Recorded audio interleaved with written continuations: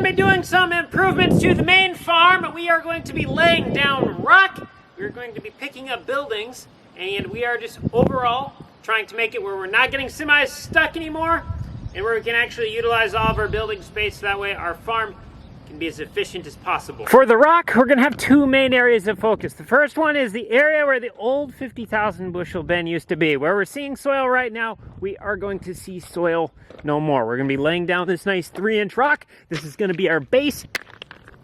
I'm just thinking about this now. We're going to need to spread this along the outside perimeter of this bin, plus underneath all these electrical panels over here. It's not bad when you're doing it with the skid loader because the skid loader is big, strong, and powerful, but when you try to put a shovel into 3-inch rock, it doesn't work very well. So I guess we're gonna use the little kid shovel, and we're gonna get strong. Our second main area of focus is right on the other side of that bin. We have our 32,000 bushel bin. We put soybeans in this. Whenever we load out, it's early spring when everything is nice and muddy, and this is not rocked. So we get semi-stuck right here whenever it's wet. So that prevents us from being able to load out if we get any rain, if we get any snow, or if it decides it's gonna thaw out that day. So we're gonna take all this grass right here, basically all the way up to where the alfalfa starts. We're gonna widen this driveway up a little bit down to all that equipment that's sitting over there.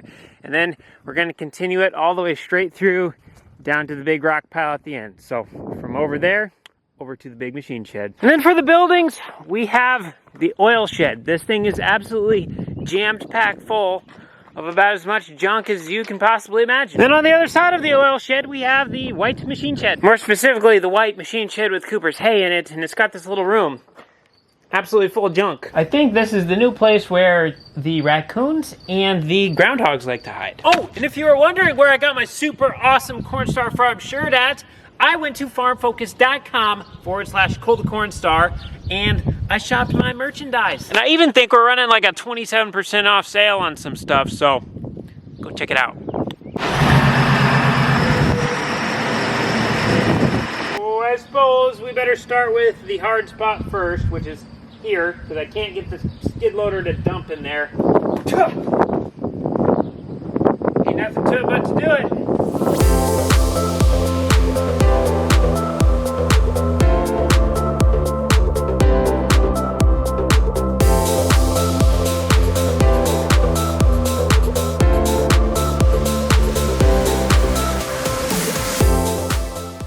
Slight change of plans. We're going to be coming back to the rock. We're going to be coming back to the buildings.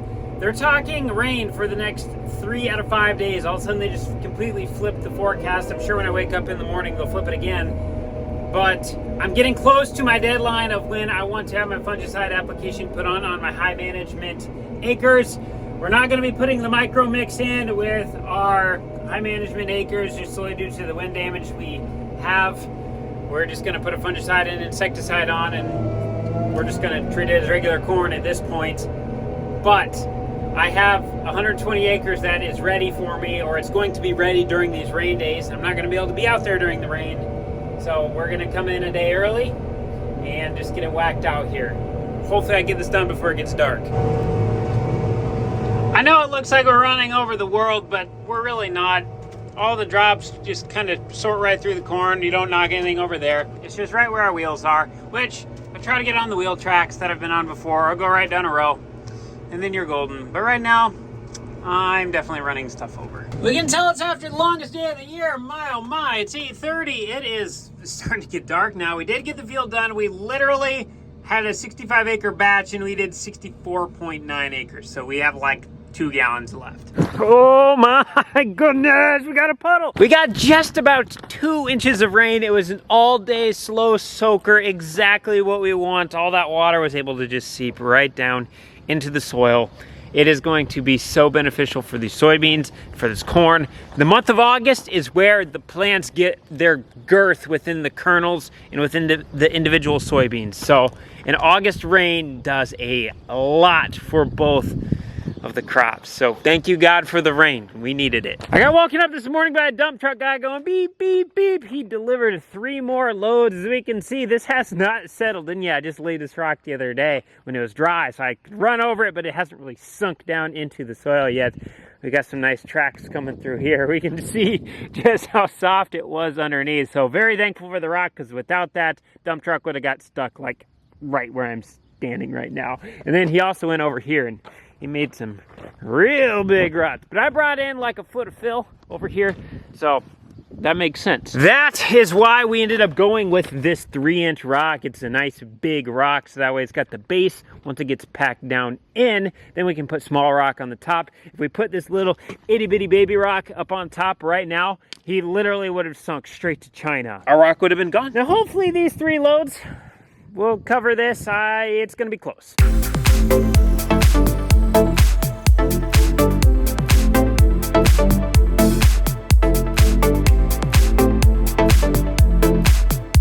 My 3 loads did not go as far as I thought, but it could have gone less far. So we're gonna look at this optimistically. I think 1.5 more maybe for this last little bit. I have 6 loads on the other side of the big machine shed, and we have a dump truck. So instead of having the dump truck driver deliver more over here, I'm just gonna fill the dump truck up, gonna haul some stuff over here. Then that way I can spoon it kind of exactly how I need it. And also, this is spongy right here. There used to be grain bins. There used to be a 50,000 bushel bin right here. There used to be a 25,000 bushel bin over there where the skid loader's at, our hopper bottom bin used to be. And then we had a little like 2,000 bushel bin right here. And this area has always been an absolute swamp hole. Actually, like right here was the never-ending sinkhole. This soil has not been able to settle in yet. It has very little soil structure to it. So even though we have this 3-inch rock on the top, when he drives a 40,000 pound dump truck on it, it pushes it to China. So we're gonna use our dump truck because it's a lot lighter, and we'll see if we can get this area finished up.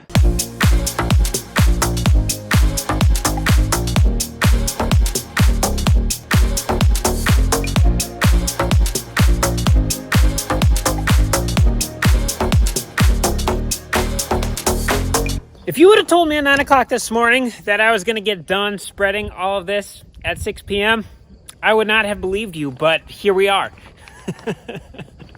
That looks so good though. No more mud.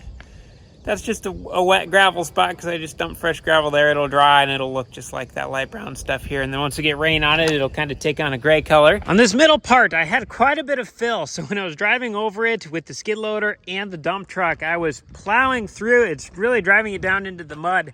I have a little bit that's kind of bleeding through. I think I'm just gonna let it dry and we're just gonna run on it for a while. And we're gonna see how this ends up doing a final settle out. I do need to run over it a little bit more. I'll fill the bucket up with rock and the skid loader, and then I'll just drive, especially up in here and along the edge of the buildings. I'm sure I'll have a little bit of touch-up spots throughout. I know I got to do a little touch-up over there with the shovel. A little pro tip, we like to have the woman in the red dress syndrome, meaning shiny object syndrome. We see something else when we're doing the thing we're currently doing, and then we want to go jump to that because that looks more fun or that looks easier.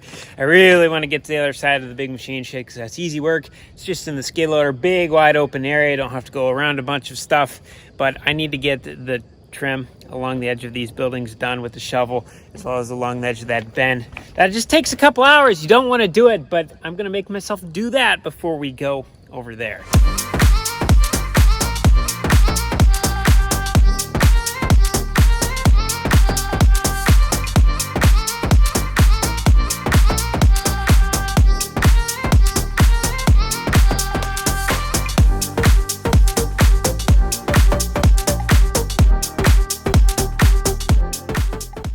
You know, for never going to road grader school, I'd say it looks pretty good. So now instead of having equipment, trailers, tractors, dump truck, whatever, parked over here next to Cooper's blue truck, which is basically right on the edge of the driveway, and in order to get a semi properly around that corner and not hit that tank right there or the hose sticking out of the tank, you need to get way over there. But now we don't have to worry about that because nothing's over there because everything is going to be positioned back there. Nice, out of the way, easy to get to, it's clean. Now looks are a little deceiving here because we burned through 2 diesel tanks full of fuel in the skid loader putting this on. So we went through 50 gallons of diesel getting this set up right. But when we build a new driveway, it is absolutely the most important thing that we get it set up from a good foundation from the get-go, because if we don't, we're gonna have lumps, we're gonna have holes, and they're gonna be a lot harder to take care of after they've been driven on by a bunch of semis. So we're just making sure we're doing it right here this first time. We have about, I would guess there's 15, 18-ton loads of rock in this particular area. So we've really been spreading it out. We spread it about 6 inches thick through the entire thing. We do have a couple areas that are still giving us just a little bit of bleed out, even after I ran over the entire thing every 12 inches with a skid loader bucket full of rock. So that way we could get some nice weight. It's nice and level, so we don't feel like we're breaking our ankle when we're walking along. It honestly feels like we're walking on small rock right now. But like in front of the dump truck, when I back that in, it's just a soft spot right there. It's just going to take time for the soil underneath to kind of gain its structure. So we'll just keep adding rock to this as we need to. But everything else here is looking good. I would have pulled the corn head over there too, but it's got a weird hitch on it. And I don't have that receiver on the skid loader. This light we put up here a couple months ago is coming in absolutely perfect right now. It's like we planned to have this area rocked way ahead of time when we put that up. We actually didn't, but we have the whole area nice and illuminated now. So when we need to pull up to a trailer, we can see there's a light sensor. I don't remember what they call it, like a photo sensor on that light. So we can leave that switch on all night. And then when the sun hits in the morning, it'll shut off. And then when it gets dark, it'll automatically kick on. So during busy seasons, harvests and such, we can just have this area lit up all the time so we can see when we're filling that bin and when we're filling the bin in the back. But we have this area done. We are done.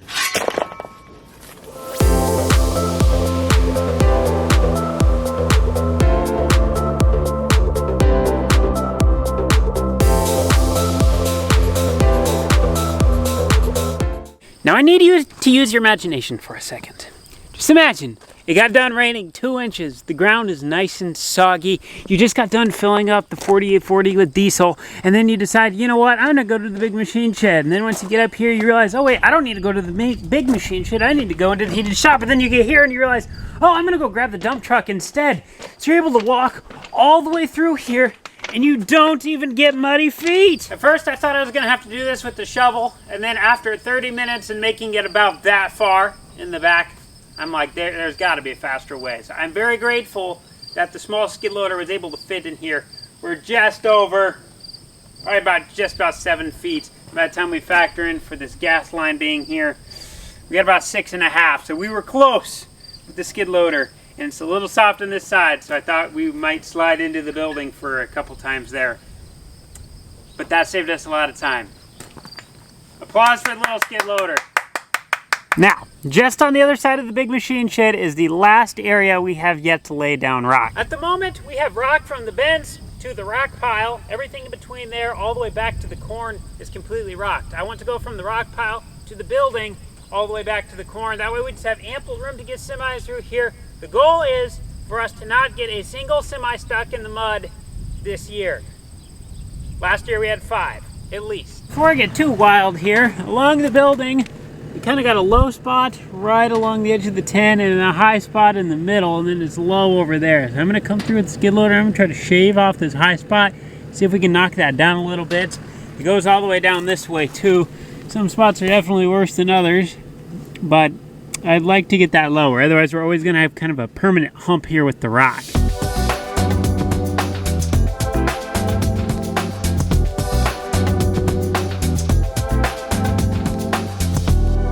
Good news, we got the hard part done. All the rock laid up against the building. Usually you get that part done, and then 2 years later, you come back and you finish this if you ever get to it at all. But we did this first because I did not have very much rock left, which was the bad news. We've spread 400,000 pounds of rock today so far, and we still got all of that left to do, plus way down there where it's green. So 400,000 more pounds, I hope. I mean, I hope not. I hope it's like 80,000 pounds, but I don't think it is. Camera makes it look bigger than it actually is. There's probably like an acre right behind. No, not an acre.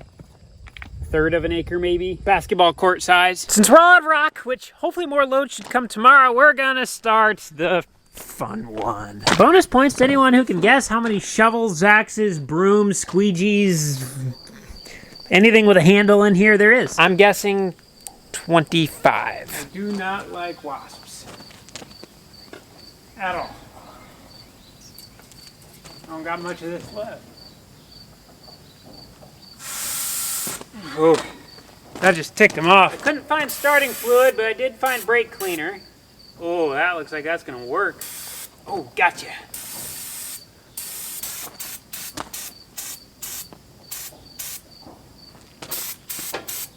Gosh, those wasps are nasty little creatures.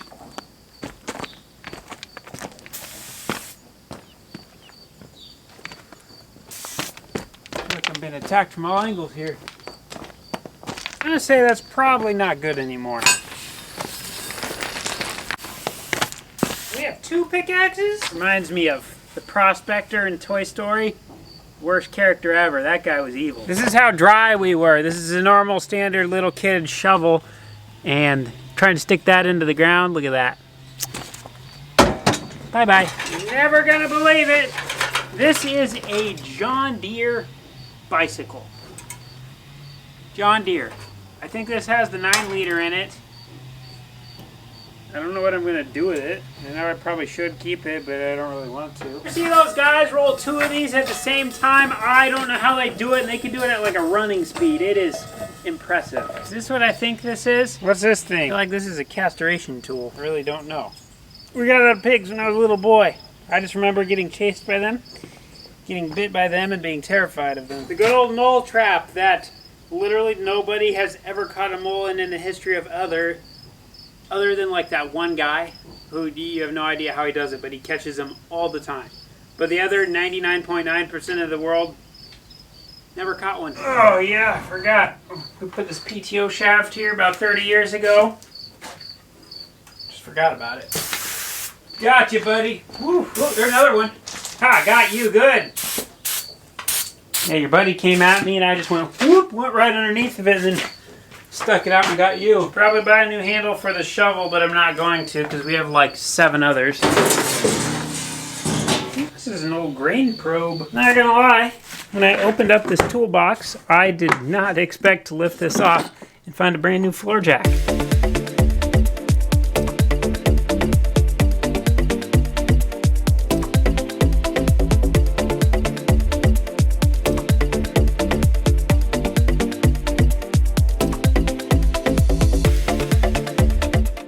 If you guessed 30 things with a handle on it, you won the prize. So I kind of got things separated. Ooh, yes, this. We have been missing the battery cover on the Freightliner, so we ended up making one out of plywood, and I'm pretty sure this is a battery cover. Does it go on the Freightliner? I don't know, but we're gonna find out here in a minute. It's got potential. We got the dumpster full. On this side of the dumpster, we got the stuff that we're gonna keep. I need to sort through it a little better. We're gonna be getting rid of some of it. I haven't sorted through all these buckets fully yet. And then on this side, we're getting rid of it. This stuff is too long to fit inside the dumpster. Ooh, we have 31 items. And there's 4 more shovels in the dumpster, so 36. If you guess 36, this stuff is too long to fit inside the dumpster, so I'm gonna get the saw out here. We're gonna chop these things up into more manageable pieces.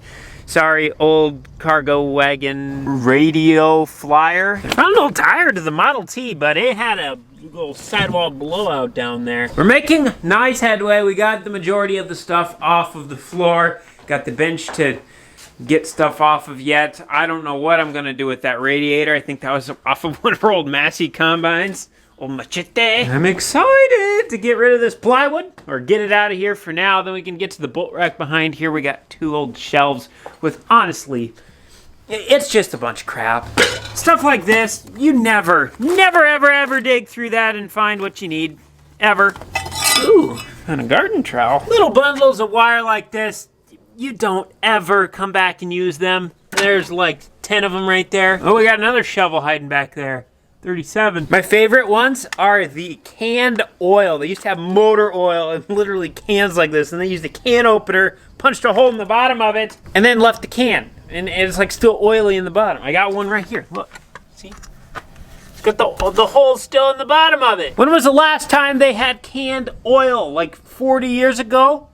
That can's been in here for 40 years. ¿Por qué? Oh, that's a good chainsaw right there. Ooh, wow. Yeah, these babies cut well. Little bow saw. Oh, that's where our channel locks went. And a hammer. Fun fact, there is literally like one hammer on this farm. How many hammers do we have here?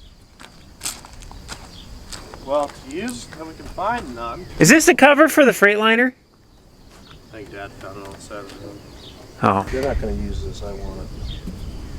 No, you can have it. This will be my lunch. Fall. Found a really cool one when they had like, you throw all your stuff out on the street, and then you could go out and take whatever you wanted, and then at the end of the day they'd come pick it up. So we picked up this Gen 1 Getty or Coleman cooler, metal. And so we went and stocked it, put ice in it, stocked it full of stuff. Went to the party, come back to go leave. Someone backed, we put it right by the car. Someone backed into the cooler, ran it over, and smashed Garrett's car and left. We're gonna take a little pit stop from that though, because Dad just called, we have a grave we gotta go dig. He said he's gonna be here in a few minutes, so we're just gonna assume a few minutes is an hour. Cooper's gonna go mow some alfalfa, so he's gonna help me get everything backed out. We'll get the backhoe and everything all ready to rock and roll. We're trying to figure out a better place for our Thunder Creek fuel trailer, because right now, the way it is, we have to move it from this side to that side, depending on what you're wanting to get out. During springtime and harvest, absolutely the most handy thing in the world, because it's hooked up to a truck and we drive it around and we go fill stuff up. But right now, we basically bring everything back here at the end of the day, so we just fill up with diesel when we're here. So that makes this kind of a stationary fuel tank for the time being. Cooper and I were kind of thinking maybe move this skid loader, kind of get some stuff cleared up over here, then we can take this, turn it around and back it in here. The hose is on the driver's side of the fuel trailer, so when it's on the driver's side and we back it in, it'll be poked in that way, then we can pull up to it, easy access. See, now we can come in with something that is filled with diesel, and then boom, we just open that little door and get our hose. Only bad thing is we can't back a pickup truck up to it anymore to move it, but we didn't do that anyway before when we had to move it. You always had to use a skid loader because it was in a tight spot. So this is the best option we have right now. Easy does it, easy does it, easy does it. Cooper needs his hay mower out, which is all the way back there, so we have to move the combine. This is gonna be a tight space in here. The one bad thing about the combine is the visibility is terrible when you're looking at for what's right next to the wheels on it. You can't see. Oh boy, okay, don't hit the wall, don't hit any of that stuff over there. Oh, we got seed boxes over there. Don't hit the semi. Come on, turn. Okay, don't hit the auger. We just got a new auger put on this. That was expensive. Don't hit that, that would be bad. We made it out in one piece. We got a new load of rock. There's supposed to be 6 more coming. And bye-bye, Cooper.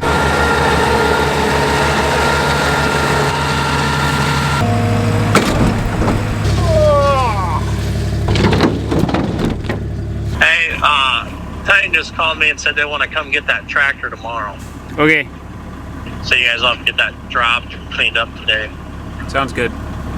So I made it sound like it'd be morning and they'd come get it. So okay. This is the spot we're gonna be digging the grave. We got it marked with the marker. This is gonna be a full-size grave, so the person's gonna be buried inside of a full vault. As far as the location in the cemetery goes, this is a nice spot for digging because we are close to the dirt pile. The dirt pile is just right underneath those trees, so we do not have a lot of back and forth in the skid loader. When we're on that side of the cemetery, it can take twice as long to dig a grave when you're spending 5 minutes going one direction and then 5 minutes back. Maybe it's not that long, but it feels like it. You know, one thing I've never done is count how many scoops it takes to dig a grave. I lost count after 12. And it's a lot more than that. Oh yeah!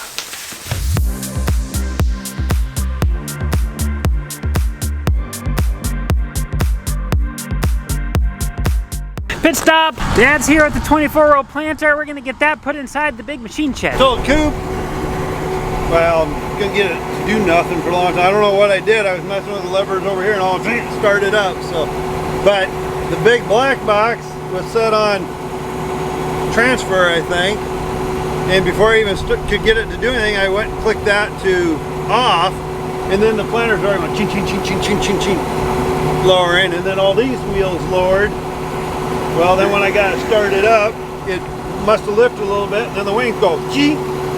So then that one is almost against the wall. And I was like, oh nice. So then I took from around here and that side with a big strap, and then I could get the wheels down a little bit, and then I could crank it in and got it back up. But then like one wheel would stay down when the other three would go up, and then you'd put them back down, and then it'd stay up, and then maybe another two would go down. And That's just been our luck with planters since we've had whites. It seems like their folding is so finicky. I know it. Oh, we're gonna do this very carefully. Tricky thing is, when you're going from a bright outside to a dark inside, you cannot see on the inside until you are also on the inside. So this is a little bit of a challenge, but we're always up for a good challenge. Our door not being able to open all the way may serve to be a little bit of a problem here. All right, back at her. We're getting close.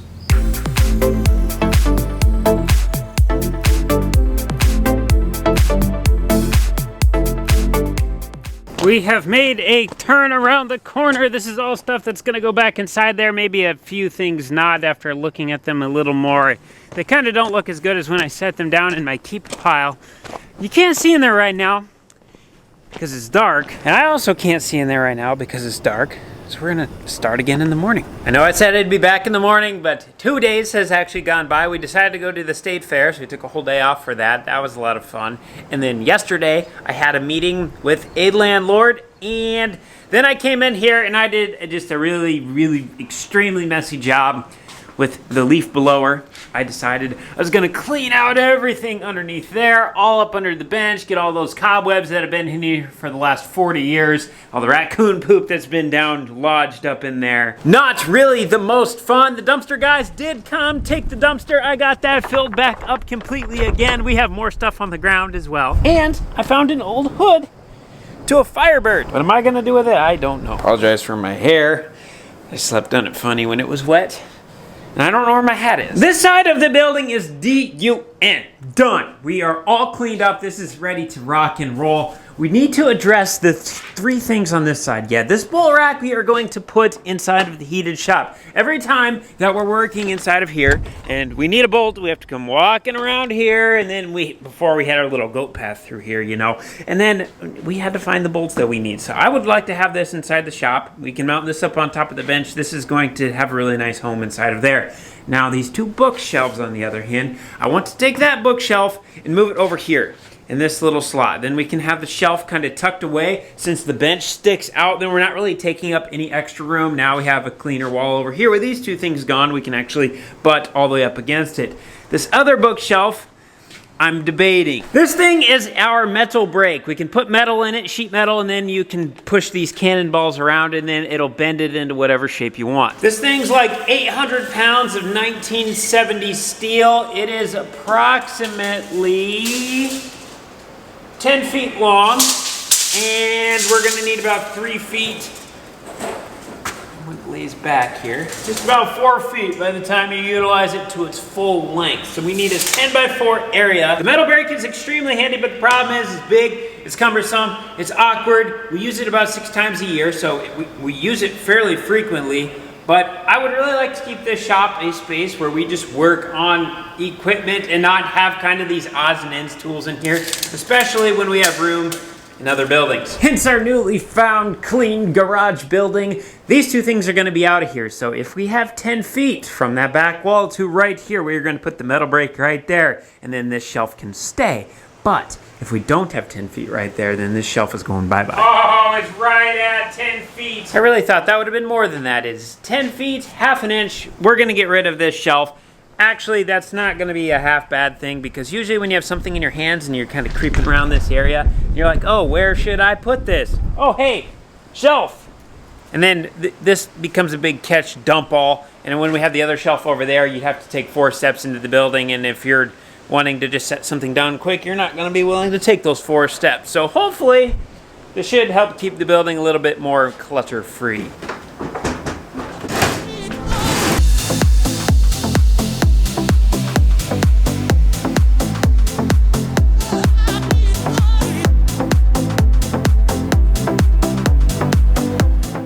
I've been looking forward to this day for a long time. I can't tell you how many thousands of millions of times I've hit my head on this stinking spring. There used to be an old wooden garage door in here, and now there is a fiberglass one, so these springs are no longer in play. They've probably been hanging here since 1980, maybe. Just perfect enough when you're looking down, you hit your head on it every time you pass by it.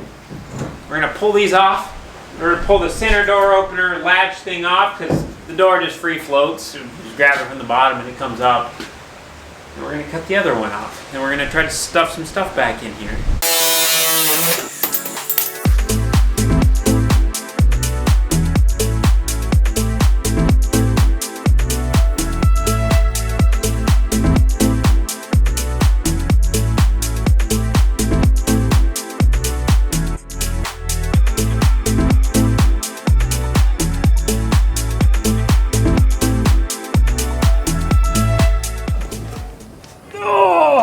Oh, that's just taking longer than I anticipated. Everything is fully cleaned up. Look at that, how neat that is. And I found a whole bunch more grain shovels. We got everything organized, nice, clean. This is looking extremely neat. Ended up hanging up the Minneapolis Moline sign up there. And then the old 1950 Oliver sign has always sat on the floor, and it's never gonna get put back on the tractor, so I think that's a pretty good spot. Now it's just this last room. I'm not fully certain what we're gonna do with that once it's empty. I'm kind of thinking we'll put the wide drops in there. They'll be easy to get to. We'll be able to completely enclose them, so that way we can keep stuff from getting on them. Sun won't be beating down on them. We definitely have our work cut out for us in here. I think it's mostly tires though, so it shouldn't be too bad. All right, let's get this thing knocked out.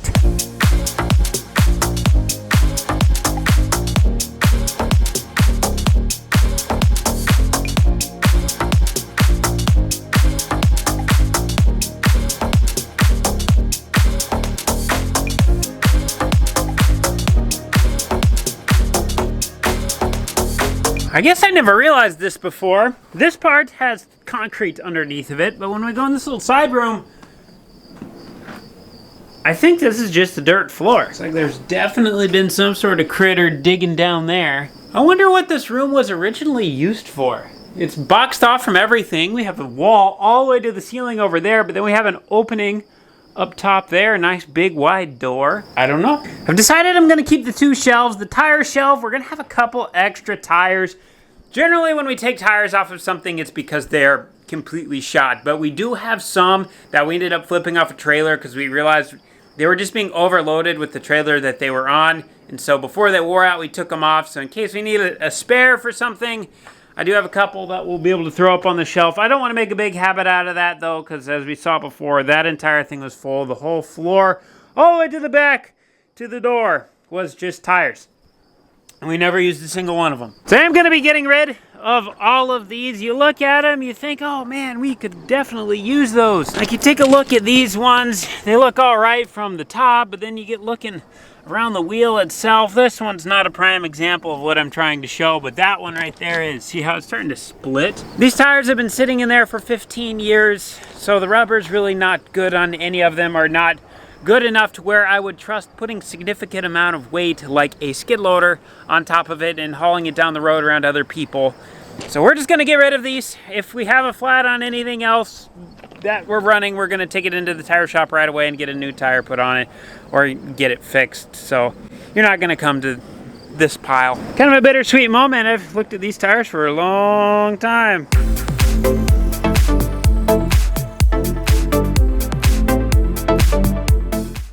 Like this guy, this is a split rim. See how we have a little crack right there? So that's like a locking ring on the outside of the rim. Incredibly dangerous. There's a reason they don't make them anymore, and a lot of tire shops will not touch them. If you have a split rim, they'll make you buy a new rim because, well, they're kind of known to not seat 100% correctly, and then you're near it and it explodes. The memory that always kind of sticks in my head about split rims is my great-grandfather was telling a story. He was driving down the highway and he stopped at a gas station. This is back when they were full service gas stations. They had a little garage on the side, and he pulled around the back asking if he could use the air hose. He had a low tire, and so the guy said, yeah, sure, just pull it out the door. So he went around the corner, filled his tire up and he heard a boom. He got done filling his tire and he comes back in, and the guy was working on a split rim. Let's just say that it was raining inside of the garage. Yeah, bad deal. So we don't need to have that. It's going bye-bye. We're clean. All done. Now we're on to our last endeavor. We have this pallet full of seed. I believe it's waterway mix, and I think my grandpa bought it at an auction probably 10, maybe 15 years ago. He got the whole pallet for like 200 bucks, so normally one of those bags is $200. But it's been sitting in the shed ever since, and it becomes a really nice home for mice to crawl underneath. They get inside this saran wrap, and then they live in there. Everything we're seeing on the floor is rotted seed from the inside of these bags. Every time Steve comes to seed one of our waterways for us, we use his seed anyway. This hasn't been touched at all. We're gonna put it in the compost pile, get rid of it. And I'm especially looking forward to getting this rotten seed off the ground, because just take a deep breath. It smells like fermented seed.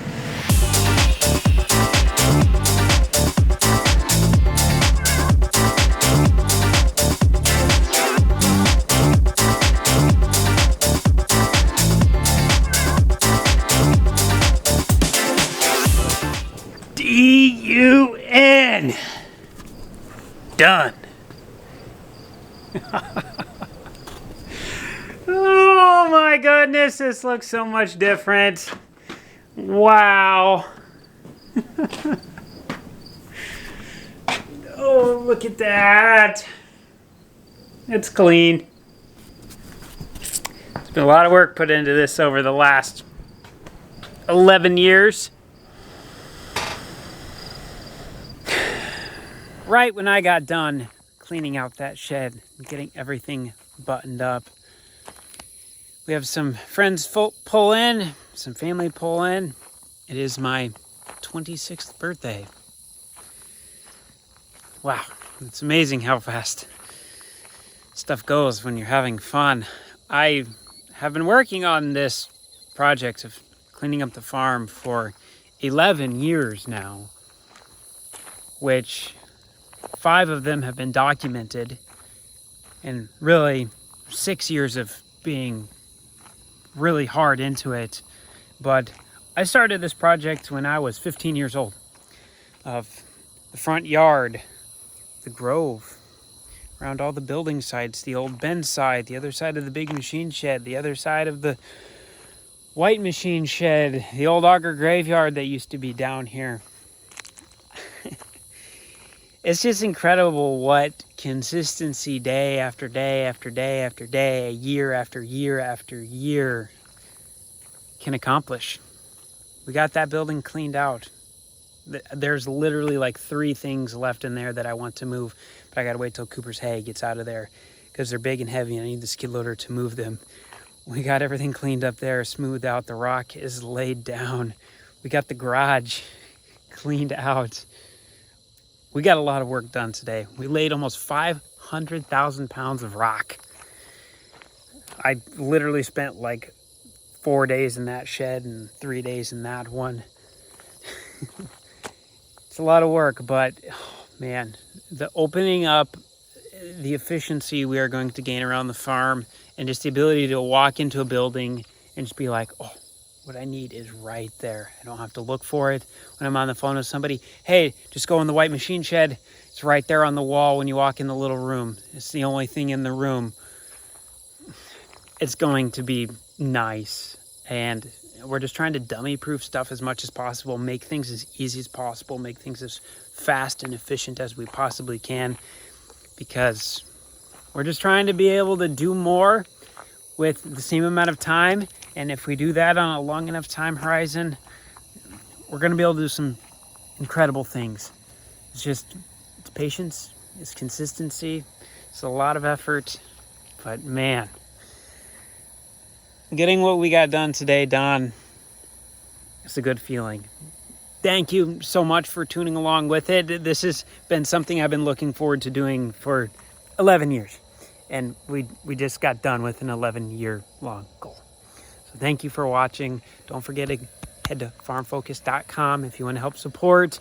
You can pick up some merchandise and represent that. But thank you so much. We'll see you in the next one.